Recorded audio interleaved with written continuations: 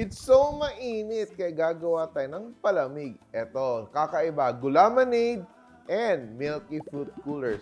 Let's start cooking. May cooking pa rin tayo kasi lulutuin natin yung gulaman at yung arnibal natin. So for our gulaman, just follow the package directions of your gulaman brand. So ito, our gulaman and sugar combined, and we will dissolve, no? Dissolve. Mix to dissolve. Yan. And transfer to a pot and let it simmer para mag-dissolve talaga yung ating gulaman. And ito naman, arnibal. Very dark brown sugar, water, vanilla extract, and banana essence. Let it cook muna and we will cool down completely. Yan, ito, okay na siya. And now, I will add my lemon juice. Ito, juice of 2 lemons, no? Or depending on how asim you want it to be. So, ikaw na mag-balance. That's fine. And here, my gulaman is almost done. So, dapat kumulo siya, ha? Hindi siya pwedeng tunaw lang. Dapat kumulo to. Really activate the gulaman o para mag-set siya. Dahil ready tayo, meron ako ditong nakaset. Ito siya. All you have to do is transfer it into your pan and we will just slice it into small pieces. Ganun.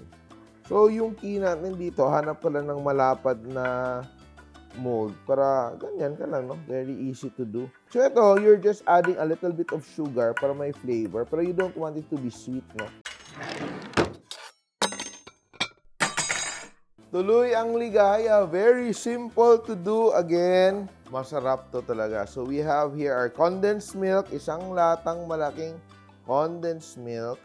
And we will combine our 1 can of evaporated milk. And now, we add our fruit. So, meron tayong ating watermelon, papaya, melon, grapes. So, lalagyan ko pa siya ng apple. Parang medyo siya soupy na fruit salad. Di ba? Fruit salad siya, pero masabaw. So, lalagyan ko muna to sa chiller ng ilang oras. Then, gagawin na natin yung ating gulamanade. Pwede na ako magtinda, oh. Ready na ako. All the flavors have come together. And kailangan natin ng yelo. So, ito, yelo, ice. Ice, baby. What you can do, kasi malamig na to, yung gagawin natin ay, we can just combine our fruits with some ice. So, pag natunaw na yung ating yelo, meron na tayong enough to drink, no? Yan, ang ating unang ginawa, ang ating milky fruit cooler. Pwede mo din palang lagyan ng gulaman to. Let's add some gulaman here. Add some gulaman to our fruit. Pwede din siya, no? Para dumami yung ating chunkiness. Add some gulaman. Pwede din colorful yung gulaman nyo. It's really up to you. Konting yellow, ice, more gulaman on top. We will add some garnish, ang ating lemon, slice of lemon. And we will pour a little bit of our gulamanade syrup. So, it's gulaman and lemon juice. Titikman natin. Inom tayo. Napaka-refreshing.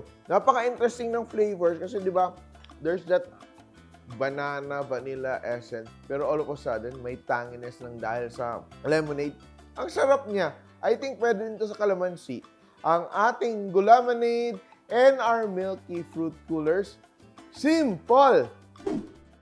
Please like and share my videos. And if you like more recipes like this, please click here to subscribe. And don't forget to hit the bell button to get notified. Simpol!